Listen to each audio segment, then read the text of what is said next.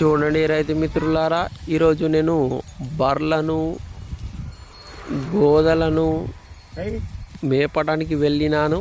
ఇక్కడ చూడండి మిత్రులారా, ఆ మొక్కజొన్న కోసిన తర్వాత హార్వెస్టర్ ద్వారా మొక్కజొన్నను పట్టిన తర్వాత ఇక్కడ మనకు సొప్ప అనేది ఉంటుంది. ఇక్కడ చూడండి బూరు సొప్ప ఉంటుంది. వీటిని అంటే మనము బర్లను ఆవులను తీసుకుపోయి ఇక్కడ వదిలిపెట్టడం జరిగింది. అంటే ఇవి తినడం జరుగుతుంది. అంటే మనం మేపడానికి వెళ్ళాము.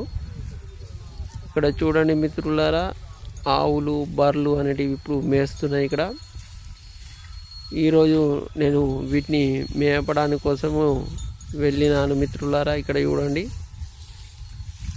ఆవులు బర్రెలు అనేటివి మేయడం జరుగుతుంది.